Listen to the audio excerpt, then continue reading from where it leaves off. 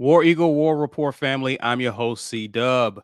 TJ Finley has been named the starting quarterback for Auburn, and it's finally week one, which means we give our predictions for Auburn for the 2022 season. All that and more in the latest edition of the Weekend Tailgate. You are now listening to a War Rapport Weekend Tailgate, brought to you by Athletic Architect. It's your boy, I Jones. Be Will, C-Dub, Mike G. Get ready, sit on back as we bring you the War Rapport Weekend Tailgate.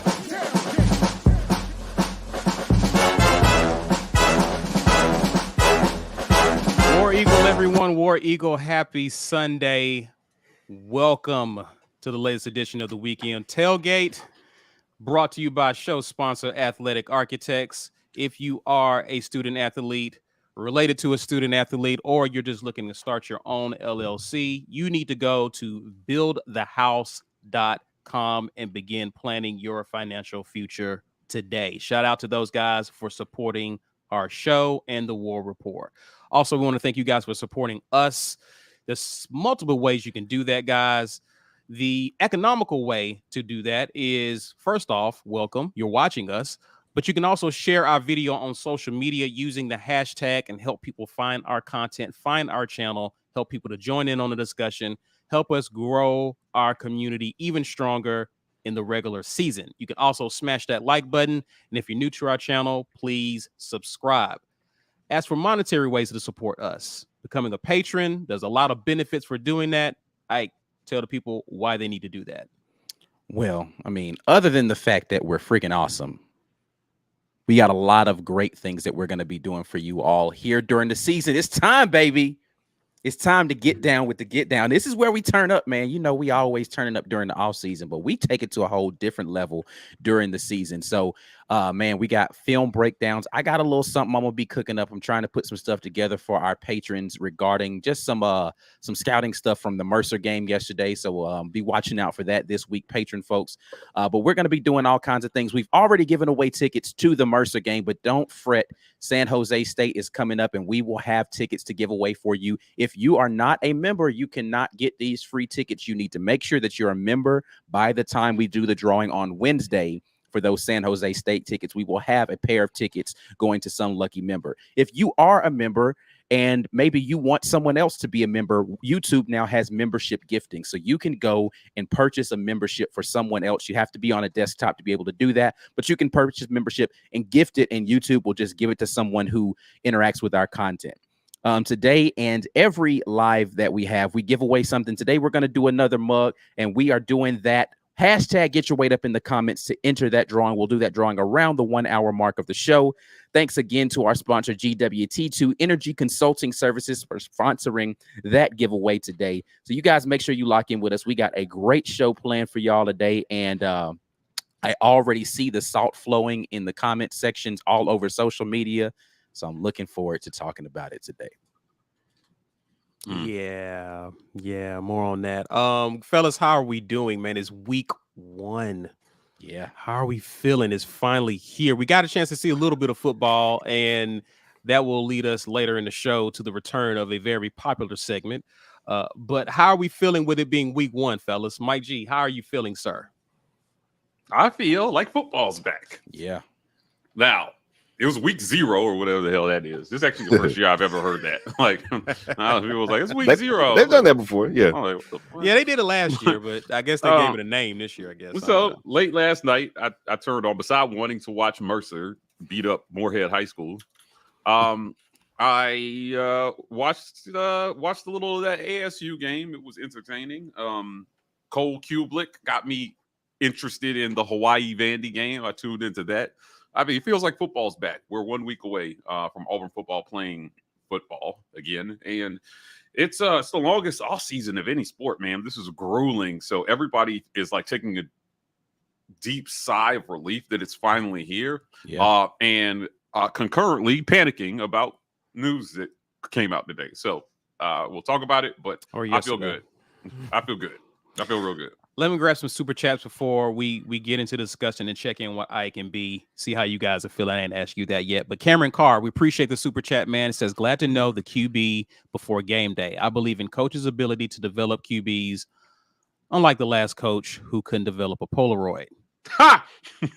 That's pretty clever. Oh, All right. snap. Okay, Cameron. Cameron, you're coming out swinging. I like it. All right. B Smoke Stoves says, paying my tithes because I know y'all about to preach, baby. Eat, sleep, War Eagle, repeat.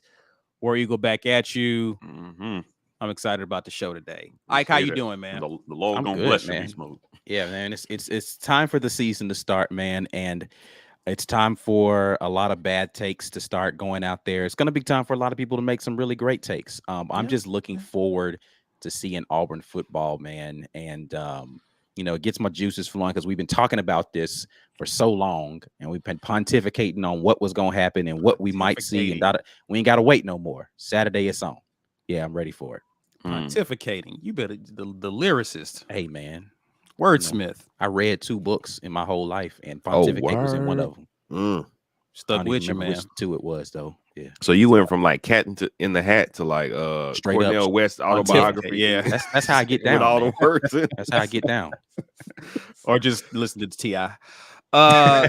B Will, how are you doing, sir? Man, you know what? We are. It is upon us, man. It felt like college football Saturday yesterday because I sat in front of the sofa, in front of the TV on the sofa, and I watched at least one game that was entertaining. I waited 3 hours to watch 3 hours of another game. That lightning delay was brutal for that Alabama State game, man. But it felt like football's back, and I'm glad to have the feeling. I know a lot of people are so disappointed. They're letting us know on social media and expressing their views about the choice of quarterback right now. But big picture, man, that is not the entirety of the season. And it's not the entirety of the team. There's a lot of stuff to talk about, look forward to. I am looking forward to talking about this and seeing it develop with the War Rapport community. It's going to be a good season, man. Good season. Well said, well said. Well, let's get into it, man, because we've already kind of tiptoed around it. The talk of the day, TJ Finley has been named the starting quarterback, and as expected, as what has occurred throughout fall camp, it's been mixed results about this development. Many people had the presumed favorite going into fall camp as to how this outcome would be. Very few people had TJ Finley winning this thing. And here we are, less than almost 6 days to kickoff. He is named the starter. Our thoughts on that, Ike, I'll start with you. I'm not sure there'll be much different from what we talked about, but just give me your thoughts as the announcement has come out recently. I mean, this is pretty much what I thought was going to be the announcement, so I'm not shocked by it. It's time for TJ to go out there and prove that they made the right decision, though. Right. I mean, and I'll say this, and I've been saying it again. If he doesn't, I'm super confident in whoever else comes trotting out there as QB2. I was not worried about who gets announced. I'm only worried about the results that I see on the field and the insistence that the coaches are going to have to stick behind whatever decision they made. If they're not hell bent on I made the right decision and I'm sticking with it, then I'm good with TJ going out there. If he proves that this is what was the right decision and he plays well, great for Auburn. If the coaches are like, nope, we've seen enough and they get him out of there, great for Auburn. I feel great right now. B Will, talk to me about the, you've been pretty consistent on that as well. And just your thoughts today with the announcement of TJ. It's what most of us here expected. It's what was evident if you could watch practice, and not from a performance point of view necessarily, but who are they sending first? Who's doing the most communicating? Especially how effusive with the praise they have been about TJ, about all the intangible things. It was pretty clear he was going to get tabbed to be number one. So this isn't a surprise to me or any of us sitting here. However, I will say that, and we'll get into it a little bit when we talk about what our expectations are for this season, especially combined with this confirmed news. But I have my reservations as I've said since we first started talking about this, that it will stay this way. Now, I'm not convinced that it will stay this way, but at least we know where we're starting.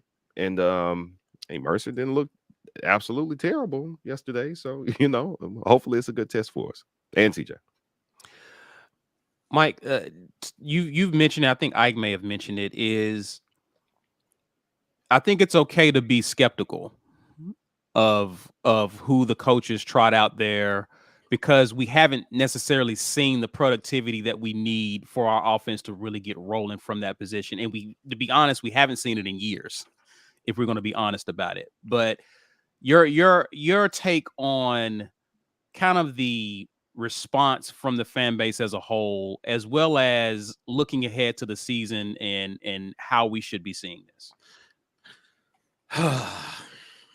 It's a little early in the show for a rant, but I think is it? I've got no energy for we're going to win 5 games or 4 games if TJ's the quarterback people. Like, if you didn't want him 6 months ago, very few of those people have changed their minds. Mm-hmm. And to be honest, there's nothing that he would have been able to do to change their minds. Nothing. Because if he had the best camp in the history of camp, they would have said, well, it's just practice. Yep. Wait till the game starts. So, I mean, I officially just have nothing to say to those people anymore. Like, if you can't watch and root for Auburn, then just watch something else, man. There's plenty of other football on, I'm sure. Just turn in your block AU. You know what I mean? Return to sender on your degree. If those people even have one. And, the hell with you. I've got no energy for that. So, like, I do want to start there. Like, it's time to move forward and start talking about what this team will do. Now, as far as the pessimism around this, like, listen, if you're a Robbie Ashford person, I'm going to state this clearly so that everybody understands. You don't have to worry about not seeing Robbie Ashford in game 1. You're going to see him. Robbie's going to go out there, and he's either going to prove why he should probably be starting or not. And this is really dependent on what he does, because TJ is the incumbent. He's the guy that has the starting experience. He's the guy that there are higher expectations on him. Whether a debate needs to remain going through the first half of the season is completely on Robbie Ashford. That's not about how bad TJ might play. It's about how good is Robbie Ashford going to play, to give them something else to think about. Because at least the one guy you do have, you've got a floor and you've got a potential ceiling. Now, Robbie is one of the hardest. He was always going to be hard to evaluate in camp. I just felt like we're not going to be able to see what he can do unless you give him a chance to go out there and do it under the lights. That's why I think it was so disappointing to not see D. Davis take a single snap at Auburn. Because practice wasn't going to show us what he could do. Right. They kept saying on the broadcast last night, something like 51-3 as a high school starter. Like, he just wins. He's a winner. Robbie Ashford is a winner. He is. Why he has not gotten a chance to show that on the field yet is as much about politics as it is about ability. And in life, in anything, when you're trying to get a promotion, you have to not overcome yourself, your own circumstances, but you have to overcome the politics, the political stumbling blocks that get thrown in your way. I think for the first time, there are less of them here in this quarterback race than we've ever seen. This might be the cleanest quarterback race we've had in the history of Auburn football. So TJ earned the right to go out there first. I don't think that it means that the other quarterbacks did so terrible. And these gloom and doom reports that came out of the scrimmage, I'm like, come on, man. It's a scrimmage. The defense, I mean, I don't understand how people cover Auburn football in general and don't understand that the defense generally wins those. They do. Those guys go up against those offensive guys every day. If our defense was getting burned in practice, I'd have more worries about this season. Because I'll tell you what, if you can't stop nobody, you got bigger issues. Especially with an offense that you already feel is iffy. So the fact that, we got a couple pick sixes, and that's not reason to be worried. If I'm Donovan Kaufman, I know all these dudes. I know their tendencies. I see them every day. If anybody's going to pick them off, it's going to be him. So can we just stop with the just because it looked bad at this one thing, it's going to look bad on Saturdays. Now, there was a certain writer that wrote a certain article. Again, I'm just like, dude, you're making it so hard for me to not blast your ass up and down these interwebs. Because I know you're not dumb. So you're either clickbaiting and trolling, or you don't know what the hell you're talking about. Either way,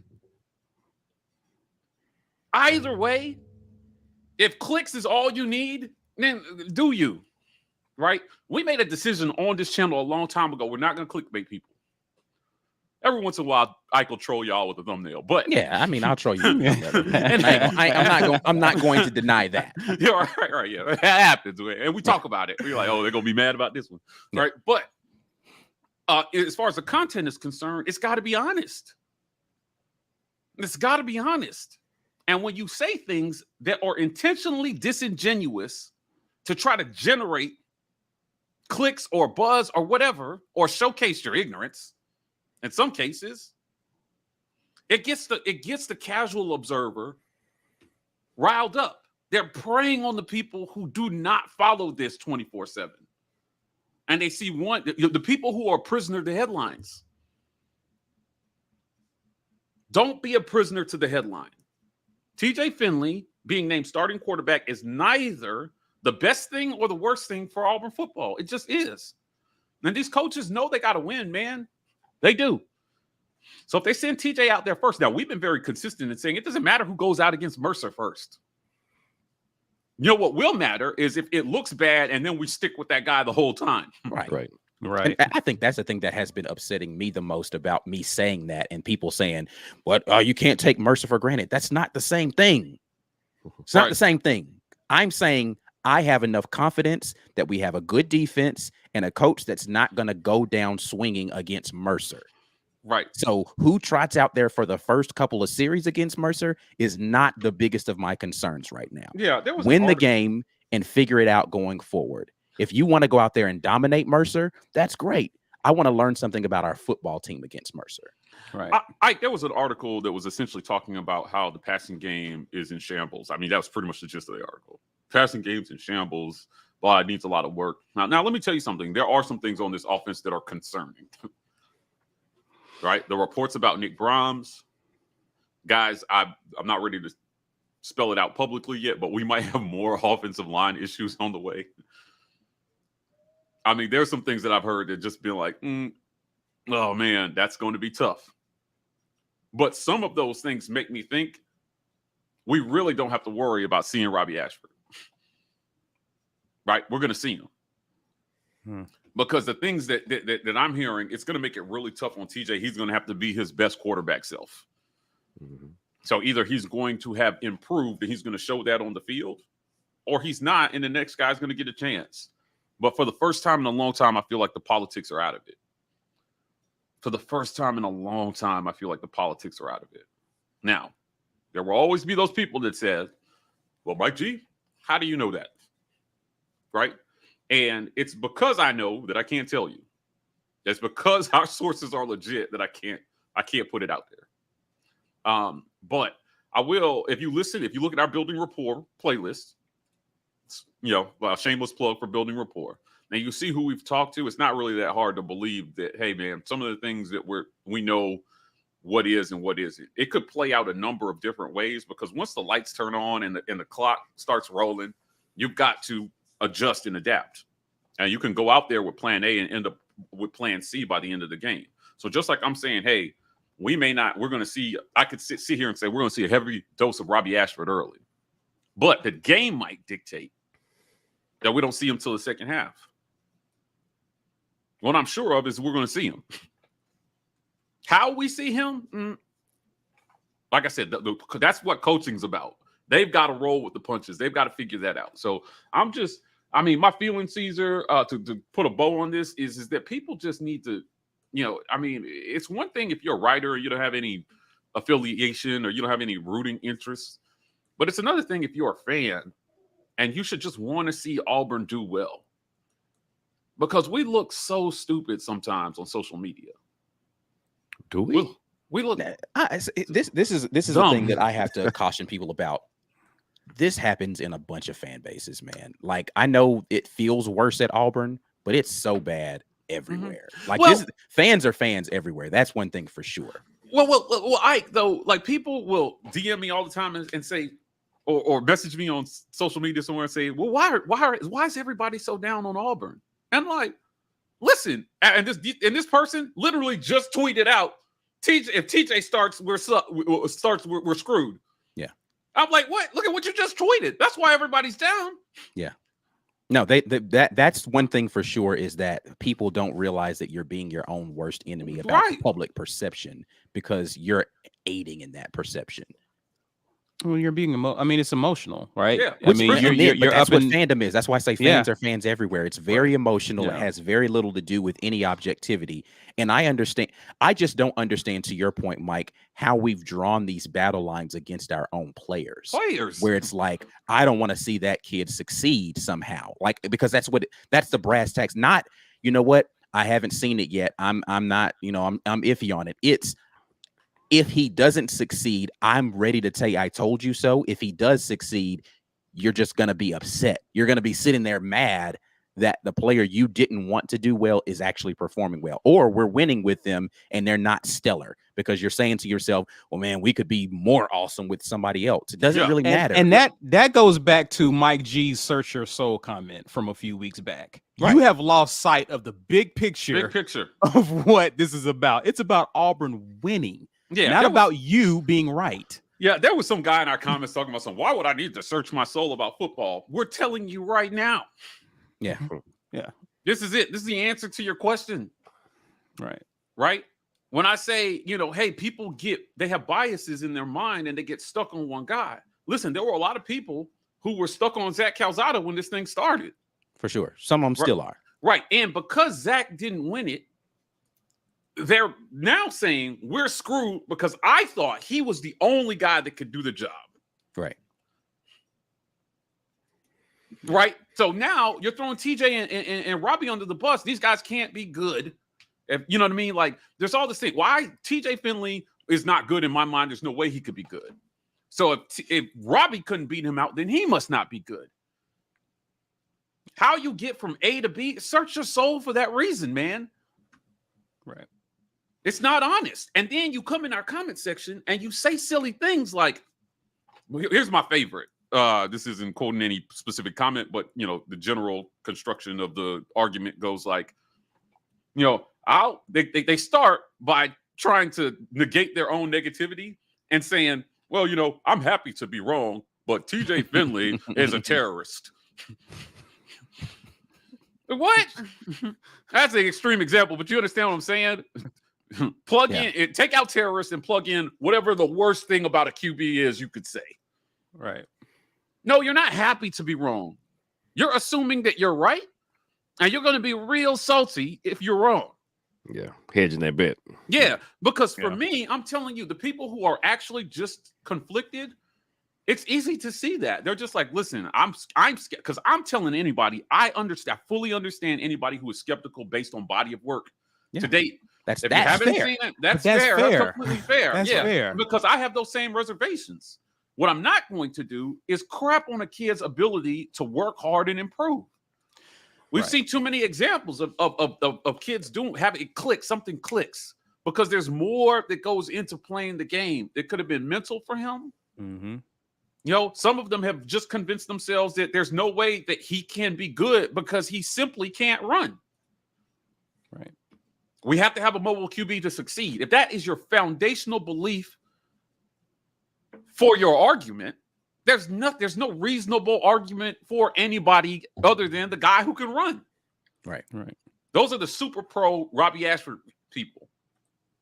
So I'm like, again, we got to start having honest conversations about why these narratives exist. Stop being prisoner to the headlines from writers who just are baiting you into clicking. And it's insane. I'm gonna put a bow on it, Mike, so we can get to these supers. But it's sensationalism because I understand your skepticism if you're taking everything into account, Right? but don't be the loudest when things go bad and quiet when things go Right. well in scrimmage. If TJ's balling out, you're silent.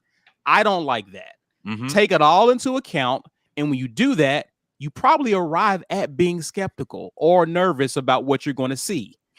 That's normal. So let's go ahead, Mike. I went on a rant about Bo, and then somebody came into our comment section that was just like, you know, the energy you guys still have for this guy, blah blah blah, and this and that. And I responded, and I was just like, I don't remember, and he's not even here anymore, right? And I'm just like, I don't recall your outrage for the kids who were constantly getting thrown under the bus in his defense. Right. You go back and screenshot the comments of you defending those people, and we can have the conversation. Otherwise, I just don't want to hear it. Like, he's gone. These guys are here, and yes, I will throw the tire under the bus that rolled away. The tires that are still on the bus, I'm going to find a way to support them, man, and be supportive of them. That's it. Yeah. Whatever it takes. Exclusive TV, appreciate you, man. He says, when it gets rolling, don't hop on the train. War Eagle. There's always room on the bus. Always but you, room. Yeah, you just got to be. We'll just, I don't know if you can be on the bus. Maybe you can ride on top of it like G. Well, we'll listen. The bike, right? Listen, we're taking roll as to who is on the bus now. Yeah, we know who's hopping on the bus later. Here is what I want everyone to hear as well, and I know we got to move on.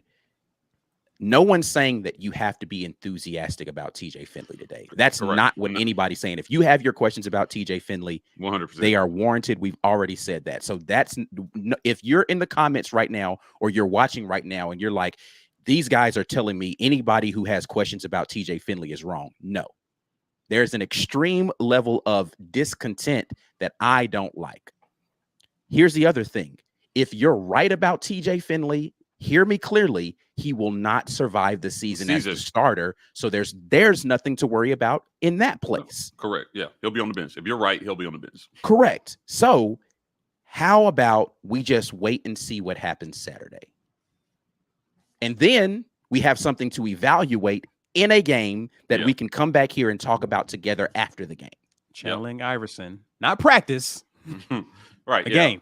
Don't get mad. I'm not going to get mad about what I haven't seen yet. Like, I just wait. Let's evaluate what they do on the field. And, listen, you could be right.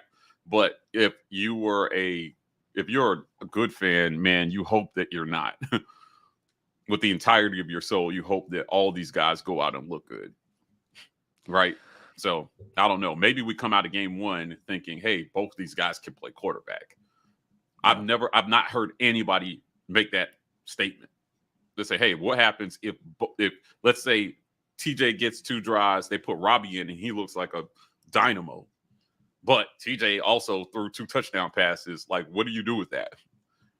You know what I mean? I wonder if their tune would change in that scenario. No. Right? So just me.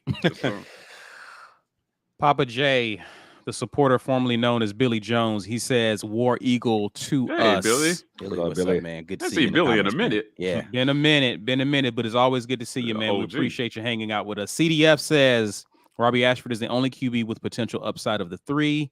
If it isn't him, it'll need to be the rookie. I'm assuming he's talking about Holden Garner by year end. TJ1 and NC.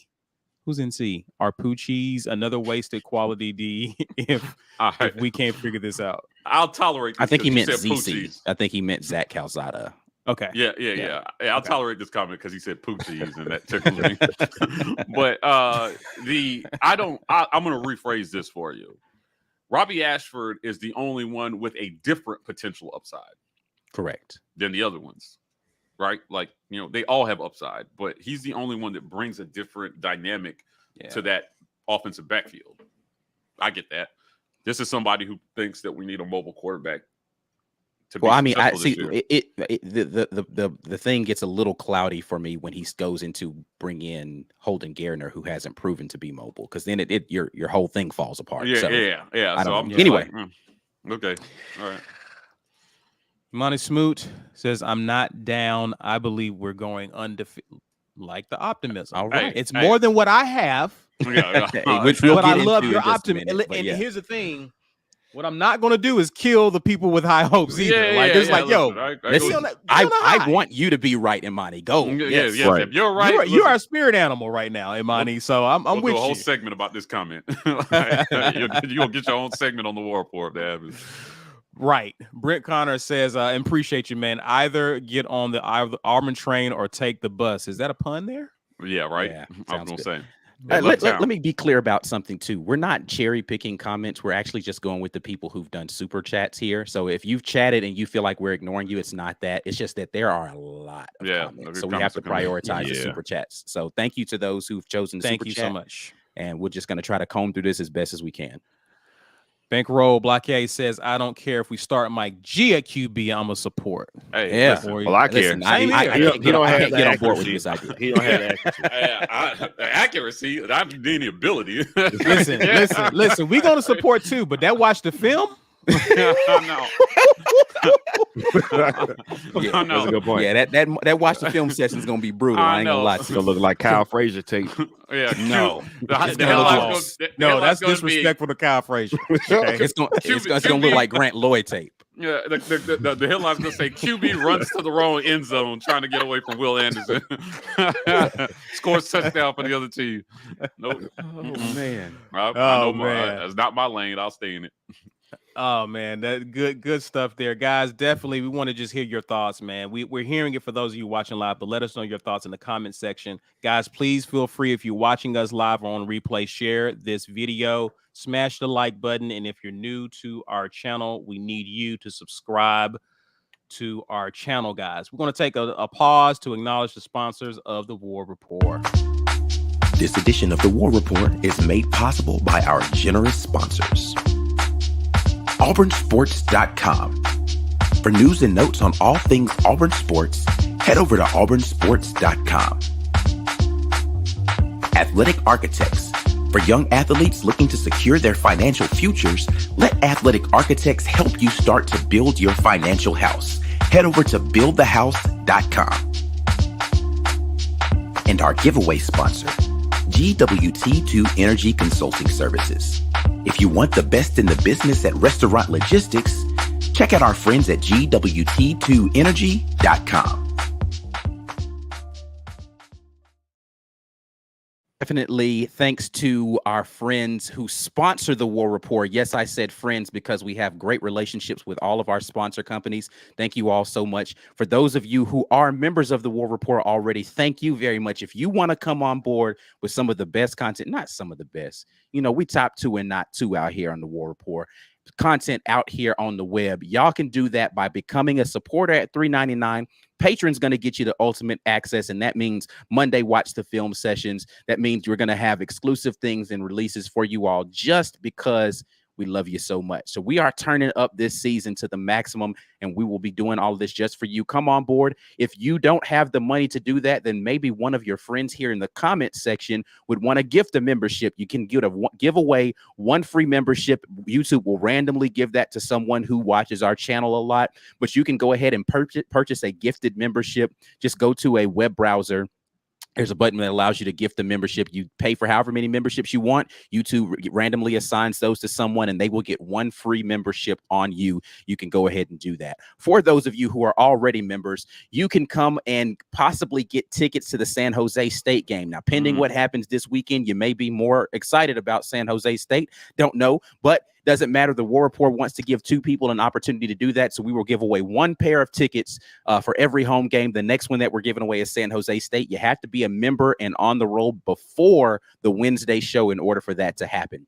For this show and every show, we give away something. We're giving away a War Rapport mug so that you can drink the tears of all of the salty fans that don't want to see Auburn succeed. You can put that in your War Rapport mug. It's going to still taste like rainbows when you get an opportunity to throw it in there. But sponsored by GWT2 Energy Consulting Services. Hashtag get your weight up right there in the comments in order to enter that drawing. Now, if you are one of those people who are like me and you're just anxious for football season to get started and you just have this mix of optimism and fear brewing in your soul, we have a sponsor that is right there for you to make sure that you can relax a little bit. And that's our guys at the Rogue Shop. This episode of the War Rapport is brought to you in part by Rogue Shop. Looking to reduce stress or improve your quality of sleep? Rogue Shop has you covered with a wide range of premium products, including gummies, bath salts, and oils. Go to rogueshop.com and use code RAPPORT when you check out. That way, they know we sent you. All right? Hey, if you guys go to Rogue Shop, do us a favor. Go to thewarreport.com, scroll down to the Rogue Shop link, and then click it that way. Yeah. If you want to get to the Rogue Shop from now on, just come to our site and then go to our sponsors area. We'll appreciate that traffic, and they'll appreciate it as well. For sure. 100%. And we appreciate Rogue Shop as well as our other sponsors for supporting us. We thank you guys for supporting us with these super chats. Let's run through these real quick, guys, before we get to the next segment. Walt Taylor says, I'm with Imani Smoot, undefeated. So the undefeated army is growing by leaps and bounds. Appreciate that, Walt. Dorian Hurd, we appreciate your super chat. I see another one from you that we'll get to shortly. Brent Connor says, yes. He was referring to the Gus bus. That was indeed a pun. Please leave town. LOL. Mr. Tyrone says, I'm supporting TJ because I support Auburn. Yes, I've been critical of him, but if he does well, Auburn does well. Let's hope Brian Harsin made him better, just like he did with Bo. I'd be lying if I said I wasn't a little scared, War Eagle. This is honesty. This is the perfect comment. Yeah, this is what we're talking about right here. Yeah. I'm with you, Mr. Tyrone, and also appreciate the super chat, man. The next one, Aaron Finney says, since the announcement, has anything about this season changed for y'all? Also, long time listener, love y'all's work. We appreciate you hanging out with us, man. Thoughts on this, gentlemen? No. This is what I expected to be the announcement. Absolutely nothing has changed. Yeah, nothing has changed. Yeah.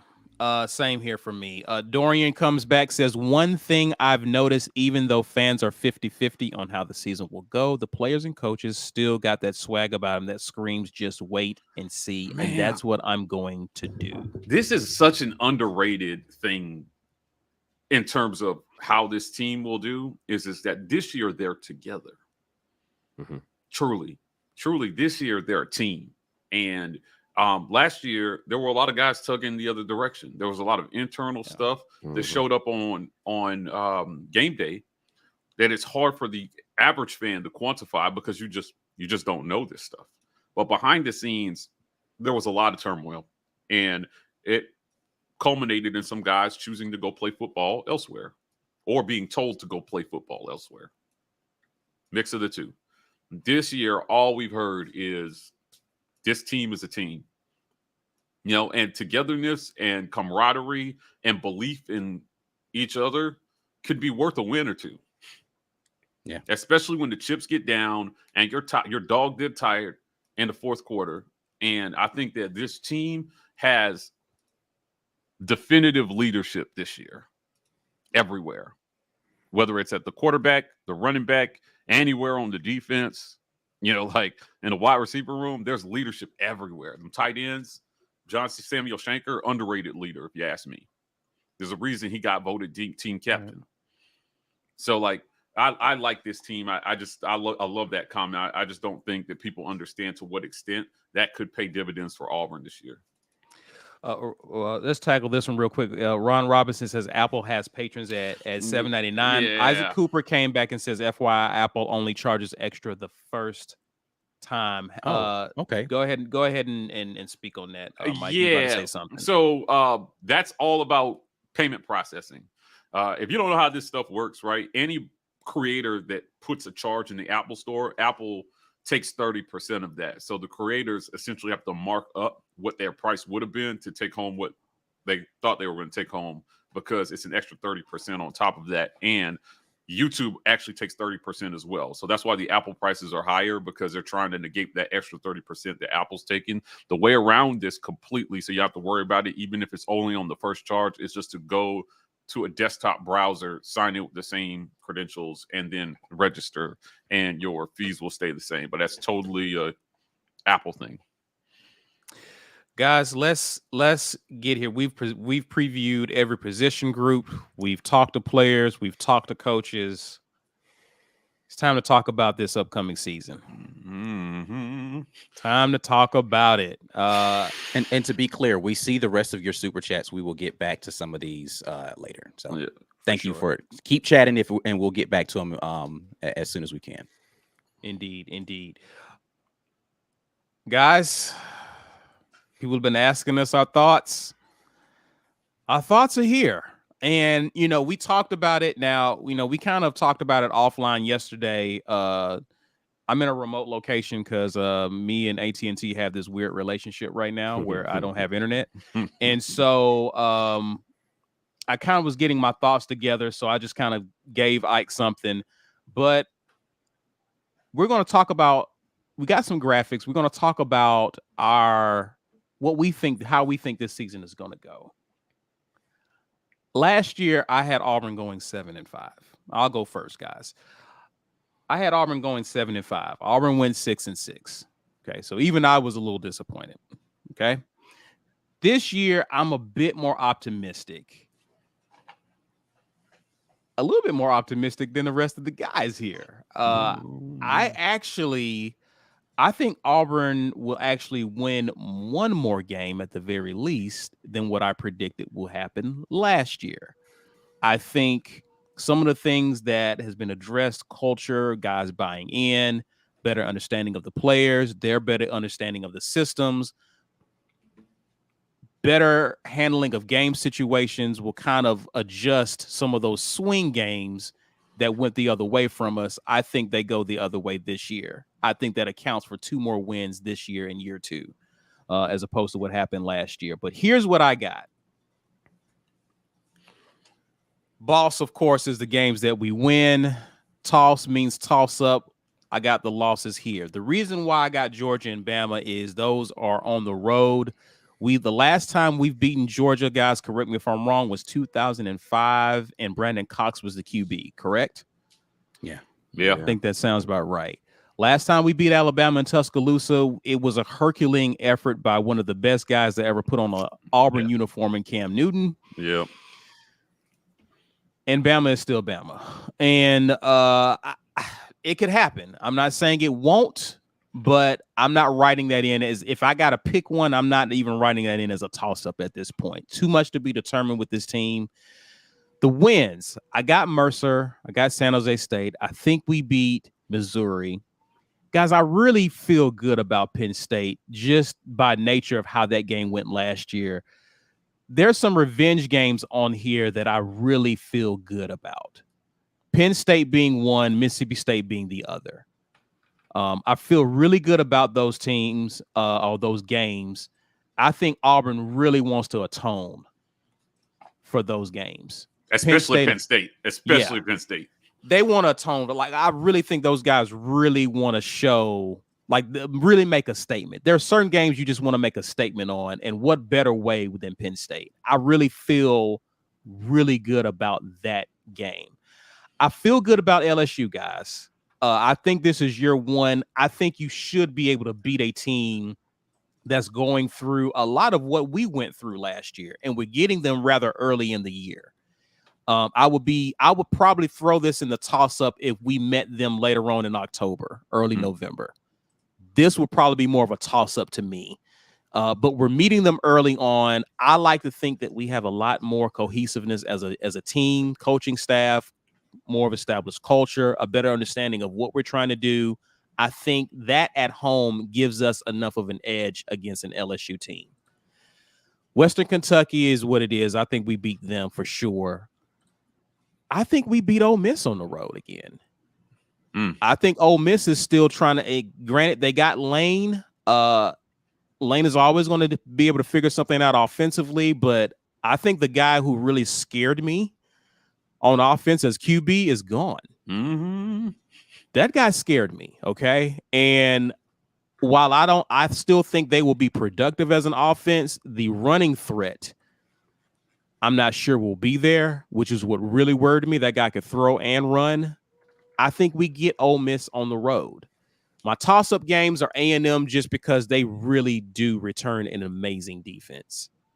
And I'm curious to see how cohesive we are by this point in the season against them. I think Arkansas actually will improve this year. I don't know about how much, but I think that makes that game a toss-up. It can go either way. And because I'm homering out a little bit, I don't want to put any more L's in the loss column, but I do see us ending up 8-4 at some point. Okay, let me homer a little bit. But these are my thoughts about this, guys. I like this list. First of all, can't agree more about LSU. Come on, I mean, they are really, really suspect at quarterback, if you ask me. For as much as people are like, I mean, I like Jaden Daniels, but what has he done that strikes fear in anybody's heart right now? In the SEC. What has he done that makes you just like, oh my God, Jaden Daniels went to LSU? Come on, man. Right. But Penn State, same thing. This is a solid list, man. I mean, you put the cupcakes in there. You got 3 wins: Mercer, San Jose State, Western Kentucky, and then you've got a couple teams that you beat already. You got last year's version of of South Carolina and Missouri, and then you got another team you probably should have beat. I'm not sure they got better. This is a solid boss list. The losses, we don't have to talk about that shit. But like, because I'm sure everybody's just gonna look the same. Thanks, Mike. Thanks. But I mean, the toss-ups. I have the same energy for most of this list. I don't know. Like, I feel like this is the most likely scenario.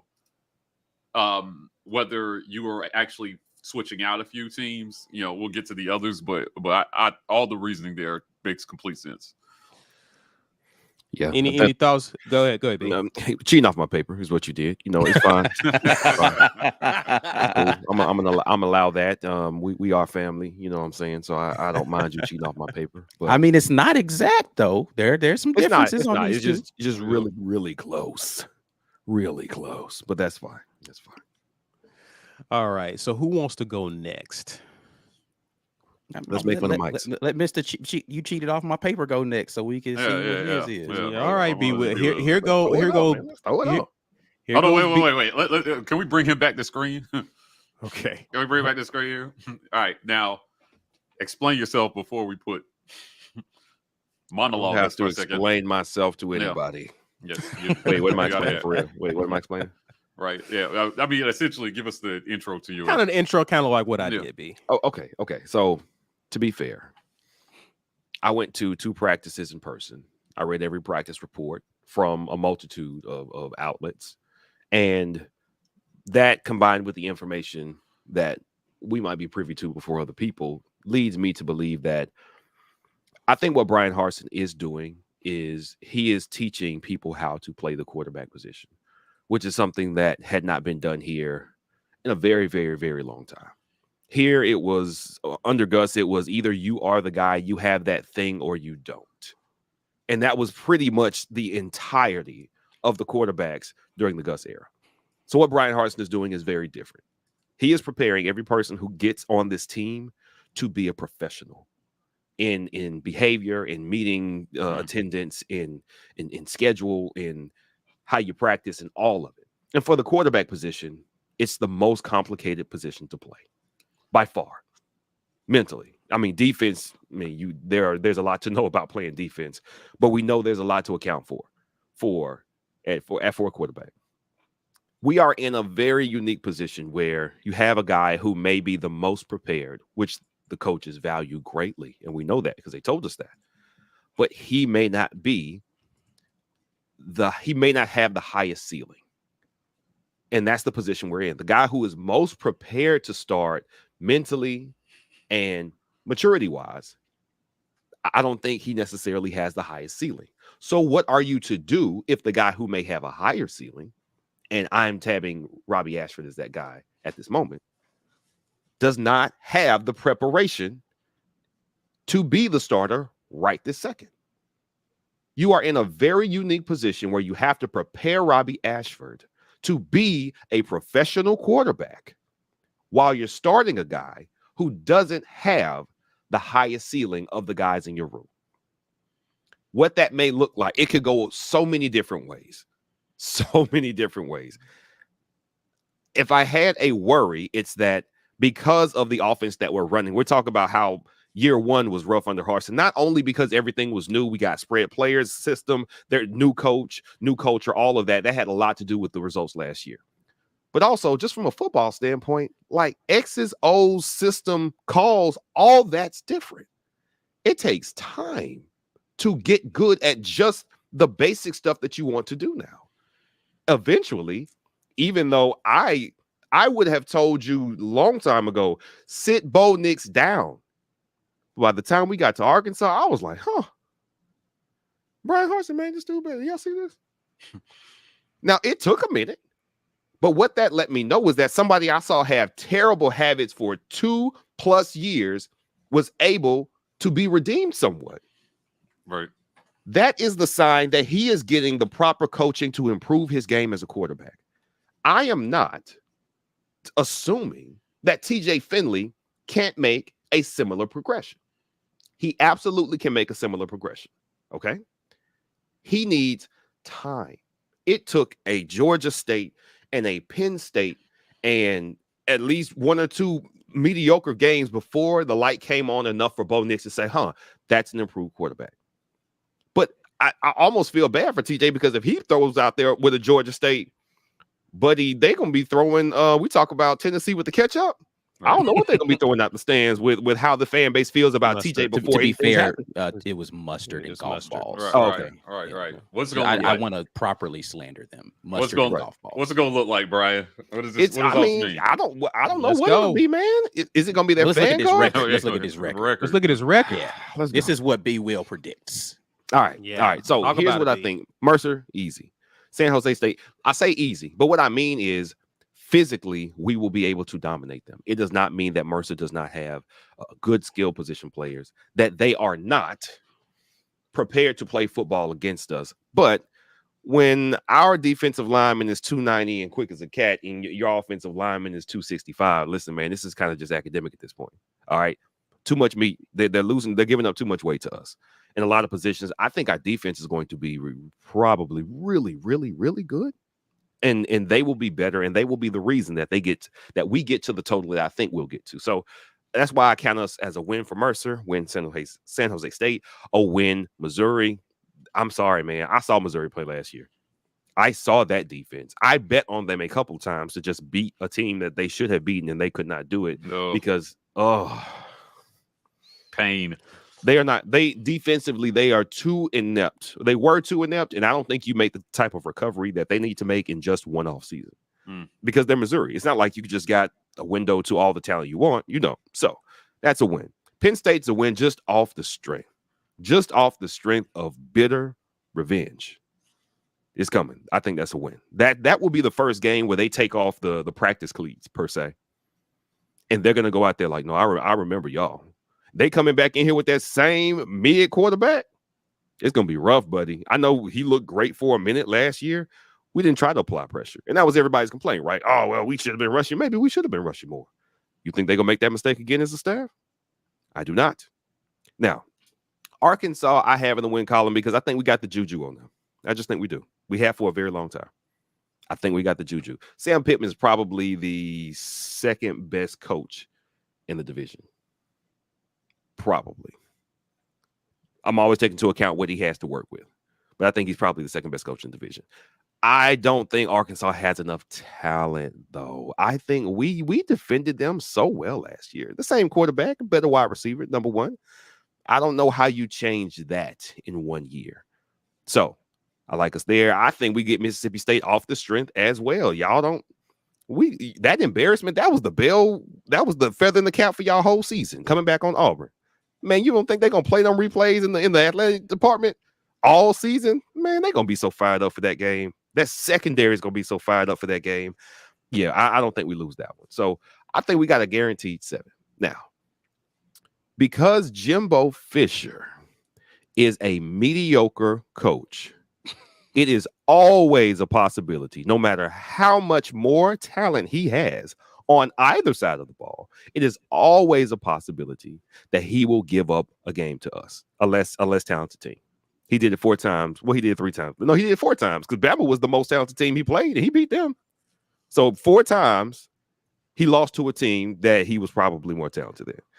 That's always a toss-up. But they have the benefit of continuity. They have the benefit of a couple of quarterbacks who I thought, what's his name that left from LSU and went there? The quarterback, what's his name? Anyway, Max Johnson. Was it Max Johnson? Yeah, Max Johnson at Texas. Yeah.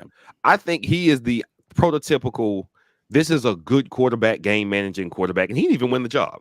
So if you're telling me that somebody who won the job, because I think Haynes King was announced their starter, Haynes King won, is better than the guy who I thought was very serviceable, because that's all really, that's what I think would be a win for us, very serviceable. So if you're telling me the guy that was at least good didn't get the nod, okay, so you're going to be at least decent, right? I don't trust him. I don't trust Jimbo Fisher. I don't trust their offense. I don't trust their playmakers. They have gotten these star wide receivers every year, but very rarely does it turn into a dynamic vertical passing game. So you got to show me. You got to show me. LSU, the reason that's a toss up here, they did have a lot of turnover. We all saw how much turnover. I mean, we got one of their guys, very good wide receiver in the transfer portal. But LSU's foundational base of talent was very, very high. Very high. Brian Kelly did something smart when he got there. He pretty much hired all the Louisiana all-stars as far as recruiting talent, the coaches on staff, and some other assistant coaches, and said, help me keep these guys in-house. So the guys he kept were important. Correct me if I'm wrong, Boute's still down there, right?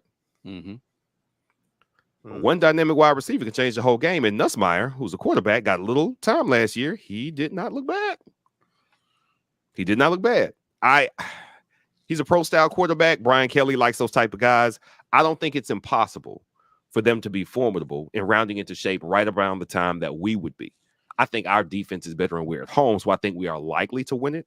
But anybody who is at least equally as talented or maybe a little more, I'm gonna be a little leery of. So that's why it's a toss-up. Ole Miss, honestly, man, they lost DJ Durkin. That may be the best thing they got. I'm kind of close to C. I want to move that into the ball. I think you had that in the toss-up category, right? C. Ole Miss, no, you had that in the boss. I had it in the boss. I kind of want to move that to the boss, because the thing about Lane and what got them last year is they don't have the ability to recruit just top to bottom crazy, right? He can get a couple key players and it's going to look fine. But the problem is, it's just not going to be, they're too thin. They don't have enough to stack the coffers completely top to bottom. So they're going to be too thin, 1 or 2 injuries, and then they're gettable, just like they were last year. They were losing too much defense. So that's why I got what I got. The same reason C had Georgia and Alabama in the loss column. On the road at those places, I don't think our offense is mature enough this year to win those games. I think you have to have stupid, ridiculous offenses to win those games at those stadiums. I don't think we get there this year. That doesn't mean we're going to get blown out, but I think those are losses this year away from the home stadium. So that's where I'm at, but I still think we end up 8-4. Those 7 guarantees, we get at least one of those toss-ups, and that's how I see the season coming together. Okay. That's B Will's takes. Let's grab some supers. We got a drawing to do. We got to keep it moving. I have Aaron Finney here saying 8 to 9 wins. We had it last season. Nothing's changed as far as he's concerned. Yeah, my man, not mad at it at all. Lutz and Kirkin 43. Hey, with the $50. We appreciate you, man. Says I've been hearing that this year, saying sorry, Saban will have his best team of his Alabama career. What are your thoughts about these accusations? Also, do y'all think we are being underrated at AU considering the level of players we have developed? Well, listen, I could see why this take might make sense, right? It's he returned a Heisman winner at quarterback, very uncommon. And this assumes that their offensive line took the next step from last year in pass protection, because they were awful. They were bottom of the league awful. Now, like I've said it before, you go through every team, no matter how talented you are not immune to going through cycles on offensive line where you can graduate a bunch of guys, and though talented, you're bringing in a lot of inexperience at that position, so it could look bad here and there. So I'll be interested to see what kind of step forward they took on offensive line, but it could be one of his best teams ever for sure. Dietz products. I'm not saying that. This is for the swear jar. Have at it, Mike G. Just wait. Mhm. Oh, Through the schedule. Halftime's gonna be spicy. Eric Coleman, appreciate you, man. Says, I think we go 10-2 with losing to Bama and Georgia. People are saying we're going to lose to Mississippi schools. I don't see it. I don't see it either, Eric. I don't. Yeah, and Arkansas too, man. The last time Arkansas beat us was like 2015 or something like that. Yeah, we dropped like 20 passes that game. Yeah, like on one of our worst teams. Like I just don't. Okay, whatever. But Yeah. I don't know. The Arkansas people tickle me. It's drawing time, guys. In case you aren't aware, we're giving away this beautiful mug courtesy of GWT2 Energy Consulting Services. Drop the hashtag, get your weight up in the comments to enter to win. And you better hurry because Ike is about to pull it. Time. Yeah. Yeah. You had the whole show to do it. You don't have no more time. If you just got here, I'm sorry. No, you're not. Joel R. Hey, What's Joel. up? You know the deal. You got to be present to win, man. We'll keep moving. If somebody sees him in the comments, let us know. We'll be looking out. Joel, right now, that mug is yours, pending you saying what's up in the comments section. If anybody is out there getting all flustered about not winning potentially, then, maybe just see Bill Shearer already on it. You misspelt it. Maybe you need to chill. Treat your boys. Chill Boys underwear is designed for maximum comfort with enough space to keep you cool, calm, and comfortable. Chill Boys underwear will help you keep the boys close, not too close. When the game is on the line, you won't break a sweat with Chill Boys underwear. Whether it's left boy, right boy, or both boys, Chill Boys provides your boys comfort like you never felt. Maximize your chill with Chill Boys. Yes, Joel, please let us know if you're here because there are a lot of people in the comments praying on your downfall. So let us know if you are definitely here. A-Mac says, I still say that we go 6-0 with a Georgia upset, and we will also end with a 9-win season. Yep, I believe in Auburn and love it. Let me ask you guys this before we get to Mike and Ike on your predictions. If we go 6-0, if we beat Georgia, who's the third team we lose to potentially? I mean, it's possible A&M, it's possible Bama, obviously, but who else beats us? I think it would be provided there's A&M. an injury or something like that. I But think it will be A&M. I mean, we go 6-0. A&M. if we go 6-0, because of their defense scares me, right? Like, yeah, and I could see another one of those low slug it out games where again, no offensive touchdown score, some crazy stupid. that still puts you at weird 10-2 game. though, Mike. Oh, well, Like, who's the third team? Like, I guess my point, A-Mac, is if we beat Georgia, It's the SEC though, man. There could be an inexplicable loss in there to somebody. Like Bama does it every year. They rarely go undefeated. Right. I mean, it's Yeah, hard that's to fair. say, but I think overall, I think if you start 6-0, then the assumption would be we're not going to be 500 people need to shut up. Oh, I'm going scorched earth if we go. should we 6-0. do a special? We need to do a special. Yeah, live we'll or do. something. Definitely do a special live if we go 6-0. All we doing is throwing up tweets And- and YouTube comments about how terrible we're gonna be with TJ and how Brian Harsin doesn't even deserve a second year. It's going. Oh my God. You know what I would love? I don't know if he would do it, but if you guys ever seen that segment with celebrities reading mean tweets about themselves, Right. like if TJ, starts off and he's on fire for like the first 8 games of the season, I would love to bring him back to just read mean tweets about himself with us. That would be so much fun. Yeah. It'd be a lot of fun. All right. Ike, you said was there some other supers I missed? Do you see them? Yeah. So we got him here. We realistically, Let's Kirk 43 says, have a 7+ win season this year. Hey man, Papa J jumps back in. All this negativity is wrong about TJ. What does B Will think? We just heard his thoughts. So thank you for jumping in with that. Bankroll Block A says, laughing my ass off. Fans was okay with letting fake Johnny Manziel run around for 3 years, but won't give this guy a chance. wow. That's a little harsh. Y'all like take that cover. one. That is Take shots cover. fired Shots are for sure. firing. Hey, Yeah. hey. Take cover for real. They shooting out here. There's one more I want to get to before we get into our script. Shout out to Melanie Hey, Ashford, friend Melanie, of the what's show. She says, "Congrats to TJ. This is what I expected, and the Ashfords are supporting our team. Now we just need the Auburn family to support them as well." Yeah, this is literally it. This is literally it. This is spoken, Robbie's mom. Spoken Yeah. very well. Thank you Robbie's for that. mom. So, just get behind these guys, man. Like, everybody wants to see all these guys. Two things can be true. I think a lot of fans have fallen into the trap to thinking that if one guy does well, the other guy has to do bad. And the truth is both these kids could play extremely well, right, and represent Auburn at a high level. Indeed. Mike, kick us off. Okay, so schedules. You guys have been asking for this for a long time. Yeah. Right. Like, hey, will you guys do schedule predictions? And we've held off because we didn't have. Right. Yeah. But we have a content schedule, ladies and gentlemen. Yeah, but we needed to get the requisite amount of information. Anything we would have said about this a couple months ago definitely would have changed by now based on how we know the offseason developed. So I'm going to jump right into mine. So in the boss column, Mercer, obviously San Jose, first two games. We'll see how those games go, but obviously I expect those to be wins. Missouri is the game that you absolutely, I put this in the boss column, but you absolutely positively can't lose this game. Not if you want outlook to stay positive. It doesn't mean they can't recover from it, but you're going to have a lot of questions to answer if you lose to this year's South Carolina.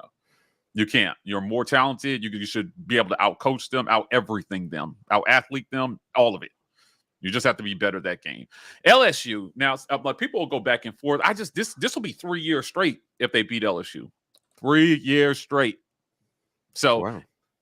if I don't see them losing this game this year, I think that they're, like to Caesar's point, they're going to be going through a lot of the first year things the first year SEC West head coaches go through.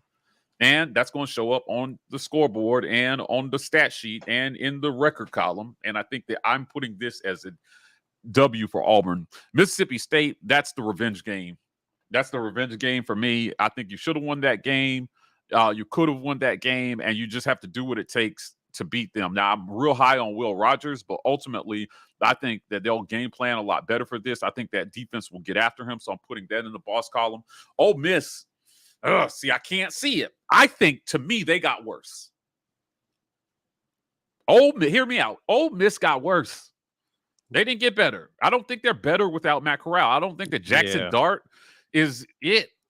I don't think that, I'm not saying he doesn't have talent, but, that doesn't fill me with confidence that he's going to be able to step in and fill Corral's shoes, who, by the way, we whooped his ass up and down the field last year. Give me a break. Now, he got hurt. He went in and he got some of that special, whatever that stuff. Yeah, he got injected in my veins and he came back out. But this year, I don't see any of those guys made like that. And I was high on Corral. I think he's a great quarterback. Mm-hmm.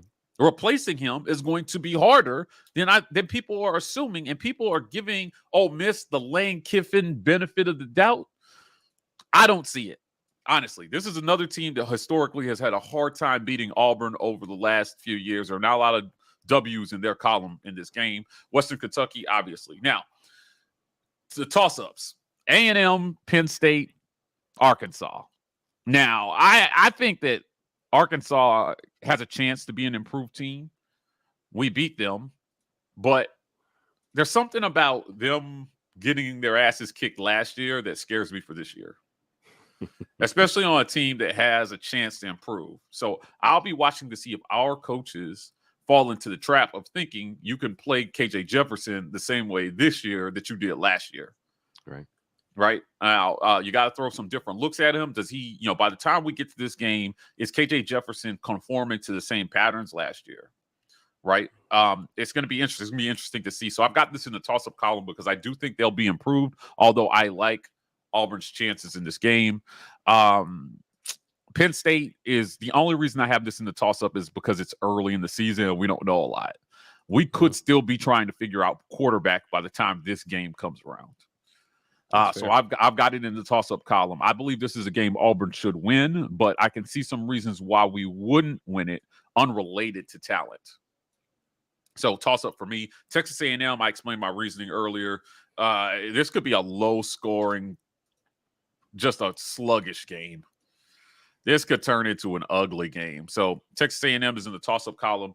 I hate to say it, over there on the right, Georgia and Bama. No reasonable fan is counting those as wins right now, although I will say Georgia has a lot to atone for in terms of losses as well, too.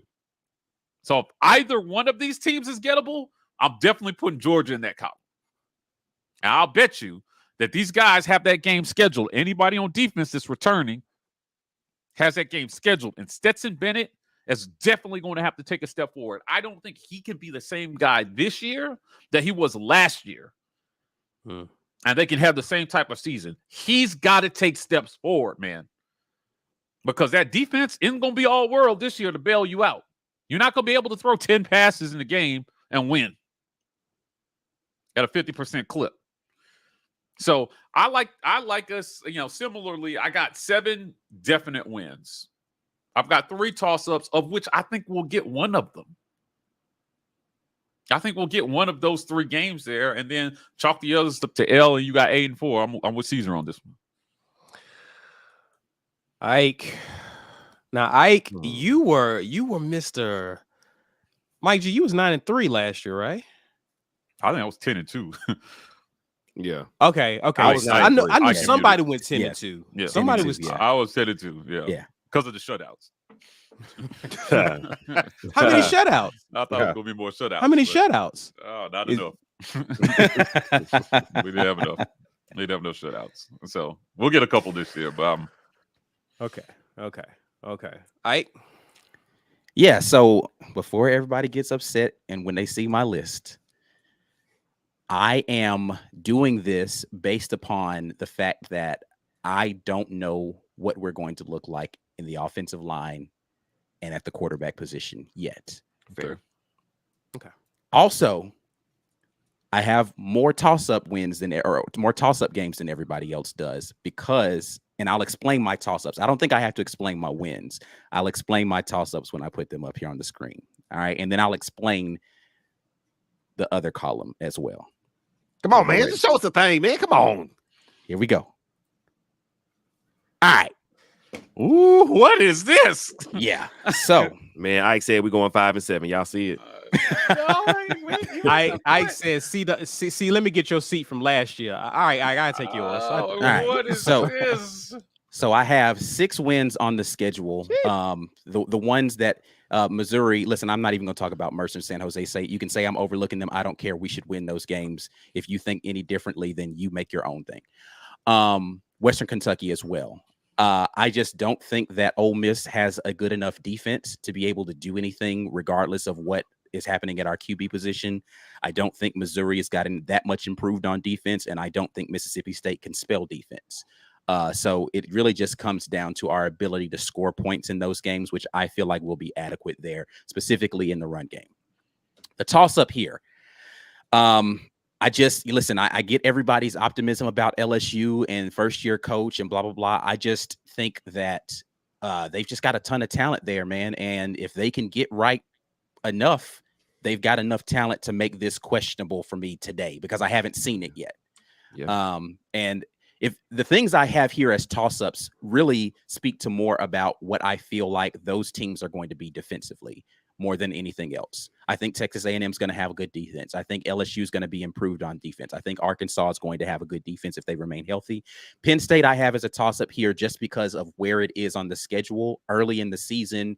To Mike's point, I don't know that we'll have this QB situation figured out by then. I think that we're going to play our butts off. And I just refuse to put before the season starts Alabama in that putrid offensive line as an automatic L for Auburn. They have to prove to me that they got better on offensive line because I think we got better on defense. Yeah. And they lost their top 2 passing targets. So they'll have an opportunity to gel later into the season, but I'm just not putting that as an automatic L for us. I'm speaking to Georgia as an automatic L because despite what they lost, I think that they have a good offensive line, and that game, it's going to be about whether or not we can stop them from scoring points, in my opinion. It's not going to be about how many points we can put up. It's going to be how many points we can limit them to. So of the toss-up games here, I think that we can get 3 of those 5. So I think if you go 3 for 5 in that middle column, then you have a good season there. And you can get to the requisite number of wins that will keep us and the fans in a good place mentally throughout the year. Yeah, I can't wait. Can we throw that back up one more time? Yeah, absolutely. Because this is the most interesting thing that's happened in my day. That toss-up column, I can't disagree with any of this reasoning. The only thing I meant, maybe I don't see LSU being a toss-up. I just can't. I can't with them right now, right? But I like Bama in the toss-up column. Number one, it's the Iron Bowl. Like, if I had any reason to not put it there, it's because it's in Tuscaloosa. But and that's fair. I just don't think that Brian Harsin, to me, they have not looked scared on the road in their first year. They're not going to be scared on the road. Yeah, correct. Yeah, that's fair. But the offensive line thing it's a big question mark, because they were not just bad last year; they were worst in the league bad. Yeah. I hate when our fans say Bryce Young didn't deserve the Heisman. I didn't. I think that those comments make us look silly, because he had very little help from that O-line in that Heisman run. And he put them all the way on his back to a national title until he just couldn't carry the load anymore. His two receivers got hurt. His receivers got hurt. The line was still playing the same. And then eventually he threw a pick six at the end, just trying to make a play for his team. But if he's going to run around like that this year, I don't know. There could be a couple L's in the loss column for Bama. Because there are other teams that have a chance to get better. You know, Florida took them to two points. It was a 2-point win over Florida. And I said that I thought Bama could lose that game last year. I was almost right. You but did. Almost only counts in horseshoes and hand grenades. So I like this. This isn't crazy. This isn't crazy at all. This actually probably is the most realistic of the four takes in terms of what's in the toss-up column. Because the truth is, these games could go any number of ways. But the point is that all you have to do is get one of these 5 to have a 7-6 season or 7-5 season. Right. One. Right. And of these, you got 2 teams that you beat already last year. Pick one. LSU or Arkansas would probably be the most likely. And Penn State, I'm close on that as well, too. I just don't know. I don't know that they got better. I know Clifford comes back for his 10th season of college football. They lost Jahan Dotson. Yeah, they lost a lot. The only reason I'm still putting this as a toss-up is because it's game 3. Had it been later in the year, we had more opportunity to get things together, I'd say a more definitive win. But listen, it's a toss-up. Again, toss-ups don't mean losses, guys. So everybody who's like, oh, man, Ike's down on the team, it doesn't mean that I think we will lose this game. I think that the other ones are the ones I'm like, we should not lose these games. These are the ones where I can see a scenario in which we lose. I'm optimistic about our chances. And again, I think that we go 3-5 in that middle column. Like, I think we're going to win 3 of those potentially. Which 3 those will be is where I'm like, I don't know. I don't know which of these 3 in that toss-up column will be the W's for us on here. And then I just think that, despite Georgia getting worse, I just don't think their offensive line got worse. And that is, if you can block it up front, then you're always going to have an opportunity for Stetson Bennett to not have to play hero ball. And that's the formula for Georgia. Play decent enough defense, block it up front to be able to run well, and then go out there and let Stetson Bennett, because he's accurate. Despite what anybody feels about his ability to be heroic, he knows how to hit guys when they're open, and then you give him opportunities, he can beat you. He proved it over and over again in games where they're now the only game where he looked pedestrian. Actually, did he even play in that game? I was trying to think about the SEC game. championship game. He was the SEC championship game. He looked terrible. Yeah. But I'm just trying to think. But he wasn't even the starter in Clemson when their offense was sputtering against. No, he wasn't. Yeah. I would say this. Yeah. The only reason I just don't think he's going to be able to have some of the low throwing performances that he had this year, because that defense is going to give up some points this year. They're not going to be all world. They're definitely going to take a step back. Yeah, and that's fair. Right. They're still going to be good, but they were historically good last year. Yeah. All I'm saying is he can't be the same guy this year that he was last year. He's got to be better if they want to, because they're going to have to outscore people this year. Yeah. I think they're going to have to outscore people this year, and that's going to mean, but to Ike's point, their line is solid. So if they can keep it on the ground, play ball control, sure. But if you're talking about, they literally will have the same formula for success that we should have this season. Right. And they have a year, they have more continuity and experience in their unit to be able to do it. True story. I mean, listen, if they're ground and pound, then maybe if you're winning time of possession and you win enough defensive battles, he can kind of be the same guy by keeping the other offense off the field. But I don't know, man. Like I just feel like they're going to have to show some marked improvement in a lot of areas to repeat the success that everybody thinks is so automatic. Right? Well, well, most people don't have them as repeating exactly what they did before, for one thing, because they did lose too much. It was like a perfect storm of the talent that stayed and maturity and all that. What I mean, B, is it's an automatic that they're going to win the East, and like, you know what I mean? The people got them in the championship game, like in terms of end of season results, like it's almost like it's a foregone conclusion they're going to be in the SEC championship game, and I'm like, it's the East, so I get that, but like I don't know, man. I don't think it's as foregone as people are saying. I think they'll be ready. I think Georgia's defense, I don't think you be that good missing those guys, but I don't think they'll be as far down as people think. If Kirby can't do anything, he can coordinate a defense, and he's never been one for talent on that side. So yeah, I don't think they'll be historically good, but I don't think that they're going to be bad. Right. So, yeah, they're still going to. You don't have to be historically good to get game. Georgia going undefeated seems unlikely to me. Georgia winning the East seems reasonable. Right. I agree. Yeah. Guys, let me grab a super real quick before we get back into the redraw. We didn't see Joel R. He gone. James Barnett says, fellas, what happens if both TJ and Robbie Ashford light it up for the first few games, including Penn State? Is it possible they will play the entire season if both stay consistent? If it ain't broke, don't fix it. I mean, listen, Coach Harsin has repeatedly said, you can play two quarterbacks. Mm-hmm. And so I think that the assumption that he's just saying, I don't know what gives people the impression that Coach Harsin is a guy who just says stuff to say it. Yeah. Well, the last coach did. He says Harsin says what he's thinking, and he says what he means more than I'm just saying, like an entire year of press conferences and him saying things. Mm-hmm. What makes you think this man is just saying stuff? He's not. Like coach speak, I don't think he does the coach speak better than anybody else. Don't get me wrong. Like he can say a bunch of nothing, but when he says things that are definitive, they mean something. Right. So he said, hey guys, you don't have to just play one quarter. I think he meant that. I think that he meant for sure you will see more than one guy play. If one guy elevates above the other one, he's going to stick with that guy. He can do that as well. Right. But he is not committed to a guy who has not made it clear your heads and tails above the rest of these guys. I'm going to give somebody, especially when you have two quarterbacks that fit the same mold. One of those guys is going to play, and someone who has a completely different skill set that gives you a different energy that you can bring in at any given time and change the trajectory of a game. Yeah. Agreed. Yeah.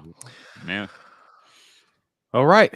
Well, good talk, guys, on the 2022 season. We definitely want to hear from y'all. Definitely in the comments, especially if you're watching this on replay. It's time to redraw, guys. Ike. Yeah, you ready, sir? Did not see Joel, unfortunately. Joel, if we missed you, then I apologize. You gotta make yourself known there, sir. But we're gonna get back to it. See if somebody else wants this mug, courtesy of GWT2 Energy Consulting Services. The winter this time is Stephen Riley. We know that guy. We know that guy. He's been active. Stephen Riley, if you're still here, because you still have to be here, say what's up, and we will get you that mug. But yeah. Isaac Cooper asked, can we get a what did we see? Can we? Isaac, because you ask so nicely. I figured as much. Much too, Ike. I mean, we tabled it, but why not? Without further ado. What did we see? Okay. The best voice work I have ever done. I love that, even though Mike hates it. Look at this. Look at this. Finally, my time. Look at this. Oh, it got. Hey, you know what? Listen, the first one Steven, because you were here when we pulled it, that one will be courtesy of GWT2 Energy Consulting Services. Joel, I will send you one courtesy of me. Yeah. All right. He got by IBS. That's too bad. Yeah, man. I never want number 2 to keep you from being number 1. That's bad. Yeah, that's bad. facts. That's facts. Oh man, I take it away, man, because it's the talk of college football. Oh yeah. Oh, what did we see going first? Yeah. Oh, ain't no sense of us even holding on to this one. Yeah, let's get to it, man. Okay, so you know what I'm talking about. I got my what did we see, and I'm gonna talk about my guy at Nebraska. They're back, baby. Back to the drawing board because that looked pitiful, man. Nebraska, what is happening in the Cornhusker State? You guys looked good for about 3 minutes of football, and then I don't know what happened the rest of that game, man. Can you come holler at us and tell us what you're doing down there so that we don't do it at all? All right. I just want to be clear on this. I don't want our program to look anything like Nebraska. It's been putrid. You guys need to figure something out quickly in the state of Nebraska, because right now it ain't looking so good, bro. And a lot of Nebraska fans, for some reason, were trying to figure out whether or not this was going to be the year. I'm here to tell you, it's not looking good. It's not looking good. Did you see Brett McMurphy's tweet? I don't think so. What did he say? What did he say? Oh my God. two minutes into the game, he was like, Nebraska is back. Oh.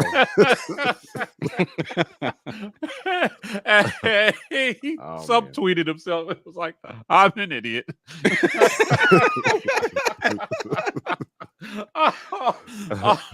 Man. When we learn to stop calling games in the first 5 minutes? Yo, you got to, bro. Right. Or seasons before they start. Oh my God. Yeah, Clay Neighbors. I didn't even want to get into this onside kick situation. It was so bad. It was so bad. It was just like, okay. I'm not gonna pick on y'all too bad because it is game 1, but definitely back to the drawing board. This is bad. It's bad. It's bad. It's just game 1. You have time to turn it around. Like, you've got a whole 11 additional games where you could be back. You're just not back right now. You know what's wild about this whole Scott Frost thing, though? For him, for Scott Frost? Yeah, what year is this? This is 5th 4 year. or 5. This is his 5th year. Because I have a point to make. Years. This is year 5. We can't give Harsin 3. They gave this dude 5. We can't. Okay, whatever. Go ahead, B. This is a telltale of here's what happens when you pick the guy who gives the fan base the warm and fuzzies. Mm-hmm. The warm and fuzzies amount to jack shit on the football field. Yes. Warm and fuzzies mean nothing. Yeah, he was here when we won the national championship. He won a national championship down at UCF. Yeah, buddy. Y'all get exactly what y'all asked for. Florida talent with an offensive coordinator that put on a show at Tennessee when they weren't able to put on that type of show for years now. So we see who might have been the source of the train going down there at UCF, man. Y'all just Scott Frost is up. Joe Kyle, I see this right here. Listen, the first half of the next B Will's bum list is absolutely Scott Frost. I need somebody to fill in the second half. I don't have as much hate for Scott Frost as I have disappointment. This is the Scott Frost edition of B Will's Hall of Bums. Bro. But it's like, it's not personal with Scott Frost, right? Right. It's like, I mean, it's Saban, Jimbo, we know those, but it's like I feel bad for Nebraska a little bit. Not really. Nah, who cares, man? Not really. This is fun. No. This is fun. The Brett McMurphy tweet was worse than I thought. I'm sorry. What did he say? He said the Huskers look very impressive on first drive. Who was the only idiot to put Nebraska number 25 in his preseason top 25 ballot? This guy with a thumbs up. Oh my God! Man! Boy, they wore out old takes exposed tags on that one. Man. That tweet aged like eating an open banana or something, bro. 1,400 likes, 700. He got ratioed hard. Yeah. This was a ratio. He deserved it though. He earned it. There's too many retweets for this to be a good take. Like, they looked good for one drive, and then That's not how football works. I told y'all they was a top 25 team after this one drive. What? And to lose the game in such a colossal fashion, like it was bad literally every other drive after that. And it was like, bro, come on. All right. Real quick before we get to mine, maybe y'all talked about this, but I see this is B Will's forehead, of course. Appreciate the super chat. Maybe y'all talked about this, but I see a lot of people saying we will lose to Mercer or have difficulties because they put up 60 points on Morehead State. Okay. Whatever. Like, listen, the talent gap between us, particularly on defense of Morehead State, is massive.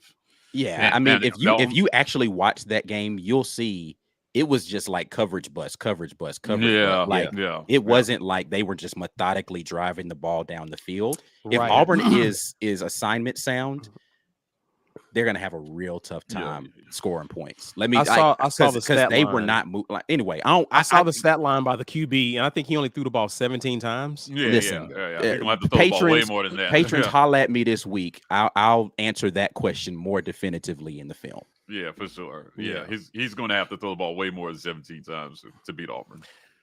This is kind of obvious, but I think sometimes we tend to lose sight of this as fans. Up-and-coming coaches are 50-50. This is not an exact science when you're looking at up-and-coming coaches. There was a point in time, guys. Let's go back in the time machine.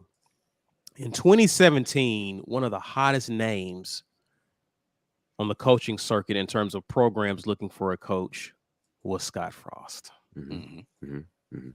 Scott Frost. I remember Florida fans wanted this guy really bad. Real bad. Florida wanted this guy really bad. Yeah. When I look back at Scott Frost prior to Nebraska, he had only been coaching 2 full seasons. He went 6-7 in year 1. And then went undefeated in 2017. Yet was one of the hottest names in college football. This is not an exact science, but I would like to see someone who's kind of done it a little bit longer than a year. We kind of know about that all too well as Auburn fans. We grabbed someone who was familiar with the program, went and had 1 year of somewhat success, and then came back, left a lot to be desired when all was said and done after 8 seasons. It's not an exact science, but I would think that we would like to go for a coach who's been able to have success actually building a program and not being a splash in the pan. Now, I look at Josh Hypel. He was at UCF. He followed up. He went 12-1, 10-3, and had kind of a mid-year in 2020 and a COVID year. He went 6-4, still winning seasons. We see what he's done already in year 1 at Tennessee, right? It's not an exact science. You just want someone who actually has shown that they can win games over a course of their time at a program, not just one time. Yeah. And I think we got to be pump the brakes on throwing out names of coaches just because they had an amazing year. You don't know what they can do when they got to reproduce and do it again. Scott Frost has yet to have a winning season at Nebraska. And he's already off to a bad start. So these up-and-coming coaches, they're great. Sometimes you get it right. Sometimes you get it wrong as well, as Nebraska is learning. Tom Herman was an up-and-coming coach at one time, right? Yeah. Had a great season in Houston. Yeah. Texas thought he was the one. He was not. Yeah, I think to ditto Caesar's point, coaching college football is a coach-driven sport. All right, it's more coaching-driven than it is athlete-driven because if you look around college, everybody's now dropping the bag hoping that they've got the next Nick Saban light. Right. And it's really difficult because you got to find coaches who not only know how to coach on the field, but can recruit and manage a program and be a CEO of this thing, hire well, evaluate talent. I mean, there's so many different things. Without an elite coach, it's hard to be an elite program. Right. So, I mean, show me an elite program with a mediocre coach. Right. We've seen really good programs with maybe just above average talent, but mediocre, but elite coaching. But it's I don't know, man. I just think it's such a coach driven business that, you know, again, they rolled the dice that Scott Frost would be that dude. Mm-hmm. And it's just hard. It's hard to find that guy. There aren't a bunch of Nick Sabans and, you know, lying around. At some point, I would guarantee there's some people at Georgia that felt like, you know, did we make the right decision with Kirby Smart? Mm-hmm. He gave them enough to keep people at bay until he could deliver. But look how long it took him to deliver. I don't care that he went to a national title as quickly as he did, right? Getting back there is the problem. Right. Because we've seen coaches deliver national title runs sporadically, right? He got back there, and not only did he get back there, he won it, right? And that is very, very difficult to do. Like, sustained success in college football is so hard. And in the SEC West, it's even harder, man. You know, at media days, I asked Saban, I said, hey, how do you stay ahead of the coaching curve with so many good coaches constantly coming in and everybody's gunning for you? How do you reinvent yourself every year? Right? Is it the same process? You know, I mean, it's a difficult job. Only a few guys are doing it at a truly elite level. Scott Frost is not. He ain't it. Yeah, and one I missed a post here, but someone said, to be fair, UCF was 0-12 before Scott Frost was there. But again, he did an amazing job at UCF. I don't want to take it away, but you have to show, sometimes you have to really build your resume to become a legitimate, highly sought after coach. Yeah, for sure. You know what I mean? It's a crapshoot, man. I mean, nobody thought Shane Beamer was any good, and he's doing a great job at South Carolina thus far. I mean, he ain't world beater, but like, he's got that program going in the right direction. But it wasn't because he was the most highly touted coach out there. Right. Correct. Right. Hiring coaches is not an exact science, man. It's just not.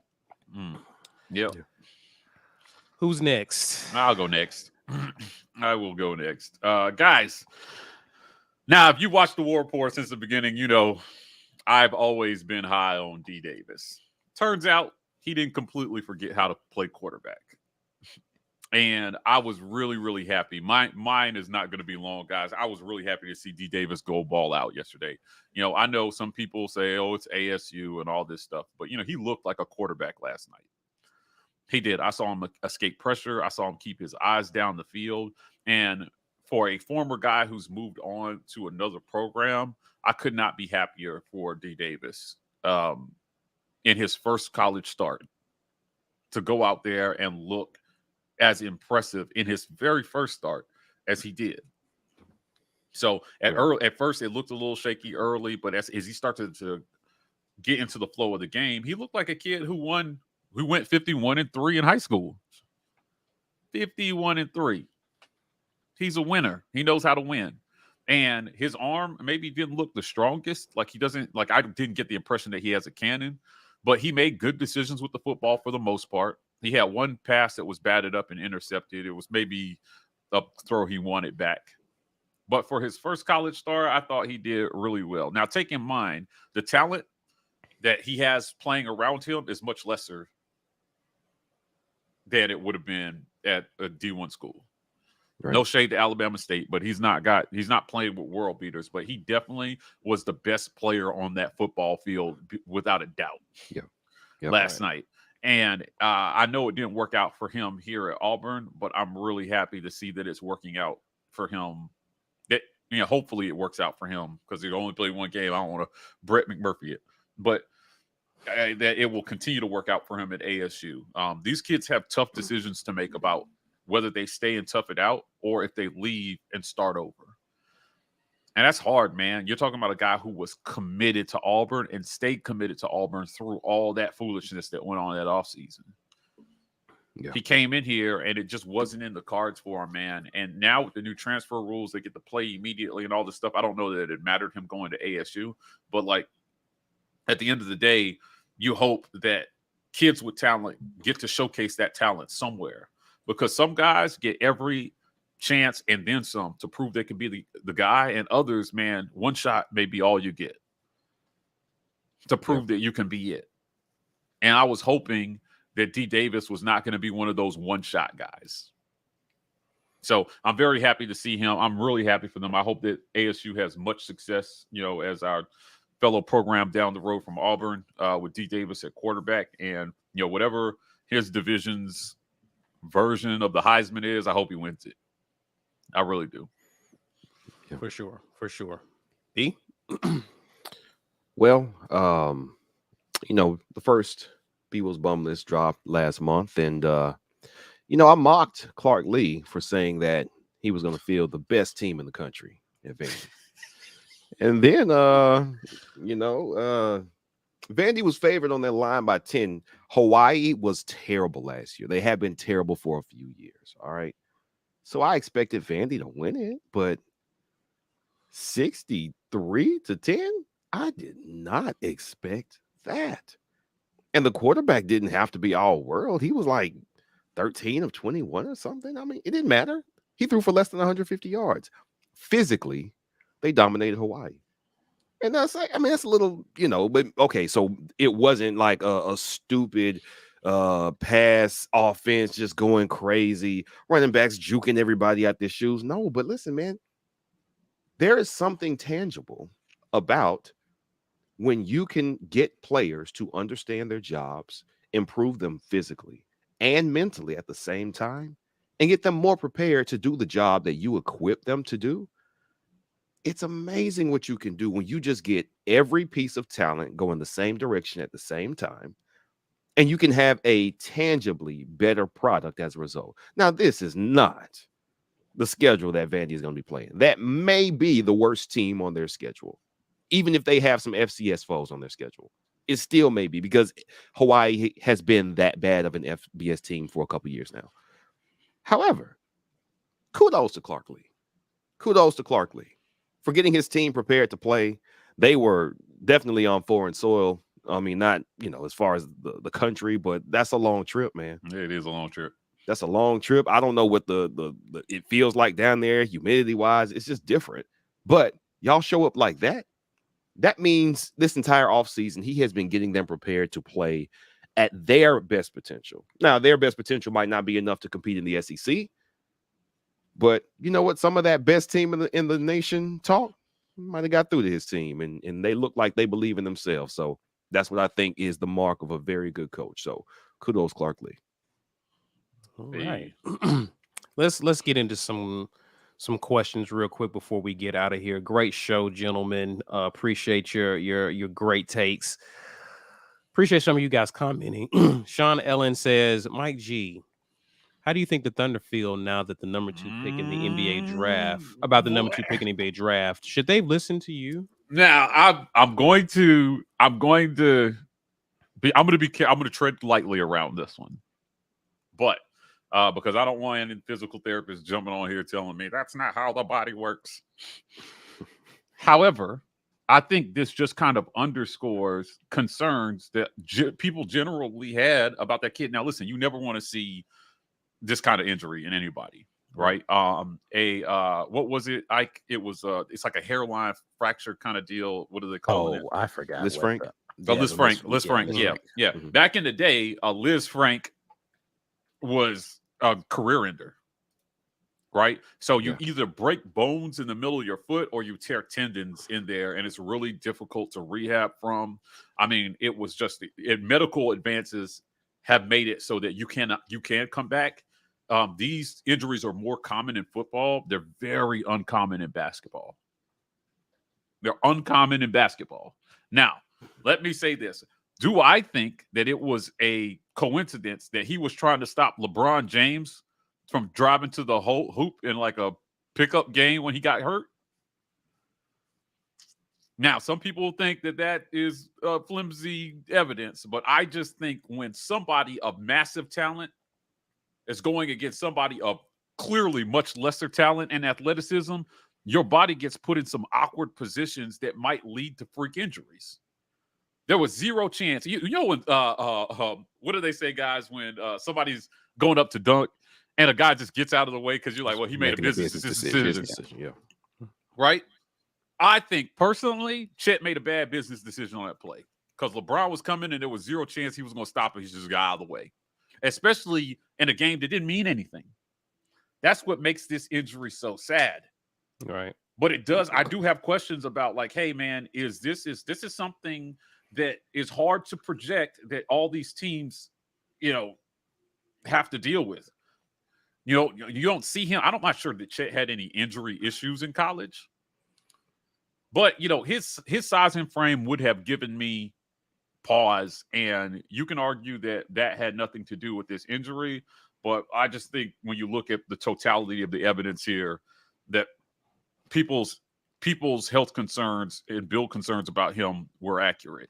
And I hope that he comes back from this, because you never want to see any season-ending injury. But yeah, if you're sitting there, you're the Thunder now, you certainly wish you went Jabari.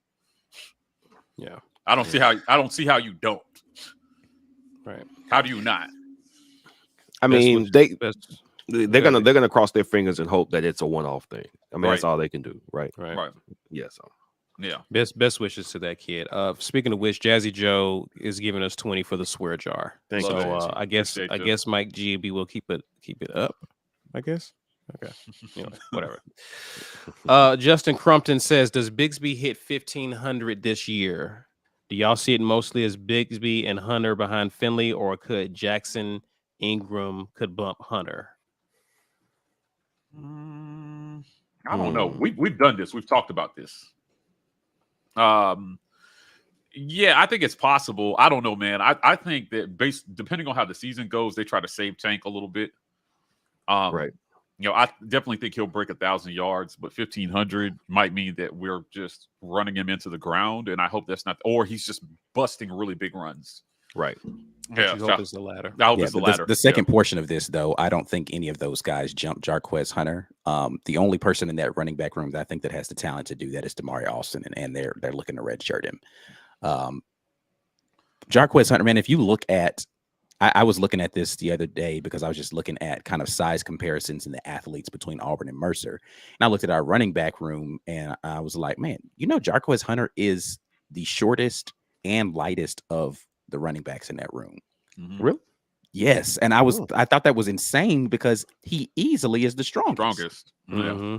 That man is freakishly strong, bro. Like that don't make no sense. He can't be smaller and shorter than you and stronger than you. How are all those things happening at the same time? The Mississippi boys.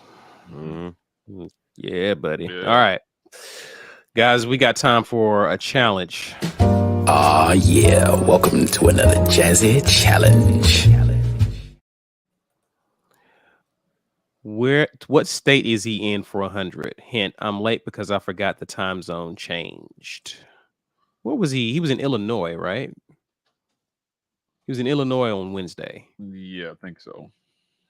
So the assumption, so someone has to pick that he went west and someone has to pick that he went east. He's on the coast.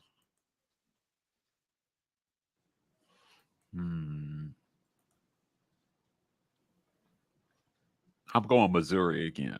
He went home. But the time zone didn't change there, right? Yeah, it would have been Central Time. Ah, Yeah. man. Texas. Still didn't change. Damn.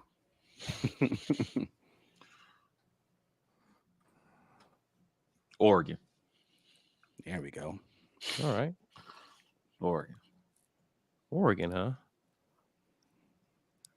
Someone said he was in Wyoming. Oh, Valencia said he was in Wyoming yesterday. Oh, give us some cheat codes then, Valencia. Appreciate that.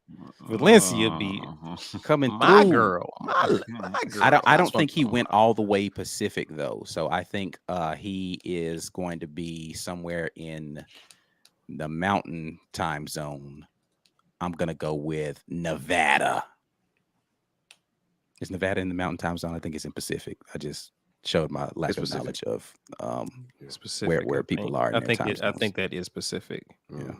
So you can go Arizona. If you wanna. That's actually a good one. Arizona. Yeah. You can go Arizona.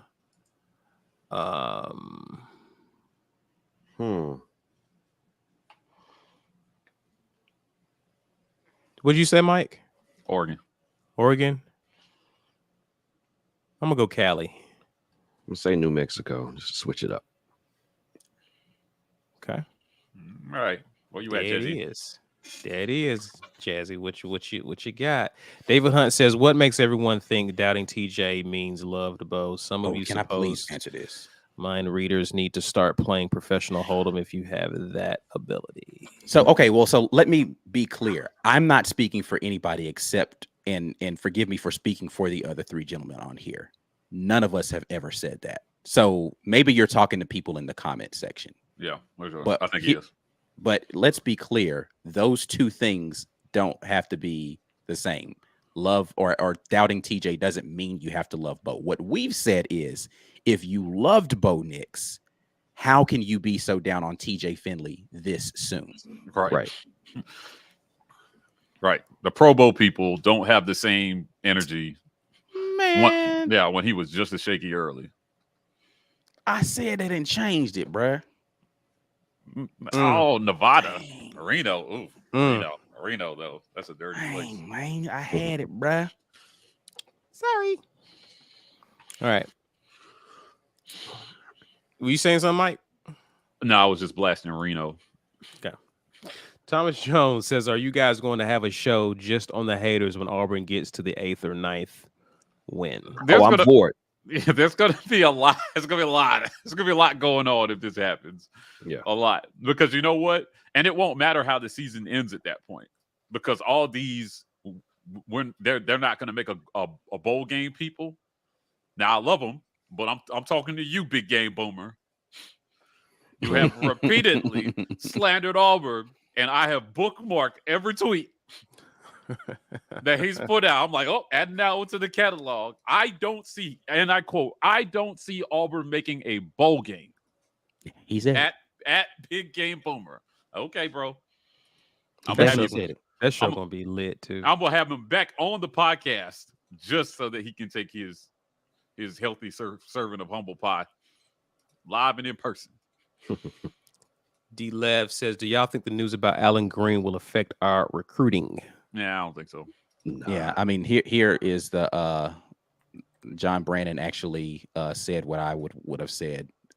I don't think very many high school kids even know who the athletic director is at most schools until they get there and have a chance to interact with them. Right.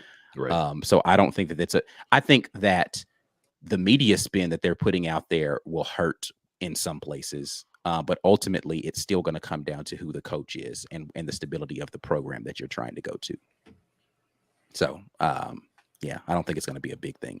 But I do hate how the perception that puts out there in the country about who's in charge at Auburn is still that same narrative is still persisting. Yeah, that sucks, man. The who's in charge conversation just really hurts. Yeah, it does. Yeah. It does.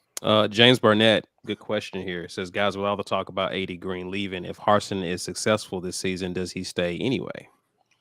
Does AD Green stay? He's gone. No. Does Harsin stay? Yeah. So go listen to us. Yes, we talked about this yesterday. Oh, In that's the right, AD Green thing. So yeah, definitely go listen to was it last night that we talked about this, Mike? 2 nights Friday ago. night. Friday night. So go listen to our live from Friday night. We definitely answered that definitively.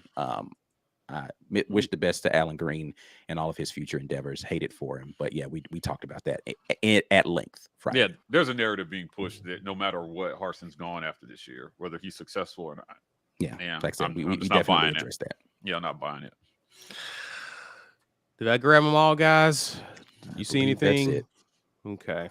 All right, guys. We appreciate y'all hanging out. Went a little long, but we had a lot to talk about, as you can tell. I can tell you guys about why you need to become a patron because you got some stuff cooking up for you guys. Yeah, you absolutely need to get on board because listen, the season is upon us, and that means all of the goodies that everybody loves with film and members only chats and ticket giveaways. Those are things that you have to be a member to take advantage of. $3.99 at least gets you in the door. $5.99 takes you to the peak. So if you want to be able to be in the exclusive club of all the cool kids on the internet, that you need to go ahead and pony up that little bit. Maybe you don't have the money and one of your friends wants to be able to help you get there. Membership gifting is a thing that YouTube is allowing right now. So you'll get 1 free month on somebody else if they choose to be able to do that. So we thank you for those of you who have already done a job and gifted some memberships to people. Hopefully they will see the value in that and they'll continue to do that on their own. If you are a member of the War Rapport, we're giving away free tickets to the games. We gave away like 6 tickets to the Mercer game, something like that. We got 2 more tickets on deck right now for the San Jose State game. You have to be a member before Wednesday to be a part of this particular drawing, but we will continue to do that throughout the season. We gave away our mug today, courtesy of GWT2 Energy Consulting Services. If you didn't get an opportunity to win the mug today, that's fine. You can go to thewarrapport.com and click on the shop to be able to get in there. And then you click on the catalog and you can purchase some of your own merch here from the War Rapport. Thewarrapport.com, the new and improved warrapport.com is out there. Thewarrapport.com for all of your Auburn content, including supporting the War Rapport with merch. Outside of that, y'all know that we are on podcasts, the Auburn Express, powered by the War Rapport. Anywhere where you listen to podcasts, we've got audio exclusive content, and we've got some rebroadcasts of some of the stuff that we do here on YouTube Live. So we appreciate all of that. We haven't mentioned it in a while, but we are still partnered with the Lee County Humane Society. If you want to hashtag save all the puppies, in the about section, we've got a link to that for you to be able to get in where you fit in there. Thanks to all of our sponsors and thanks to all of you. For sure, guys. We appreciate you. If you don't mind, though, before you get out of here, if you haven't done so already, share the video, use the hashtag, smash the like button, guys, before you get out of here as well. Definitely subscribe if you're new to the channel. We're on social media, Instagram, Twitter, Facebook. You can find us at The War Rapport, and we're TW Rapport on TikTok. That's it now for now, guys, but we'll be previewing Mercer on the midweek report, talking a little bit more football as we prepare for week 1. Great stuff in store, but until then, enjoy the rest of your weekend, and as always, War Eagle. War Eagle. War Eagle.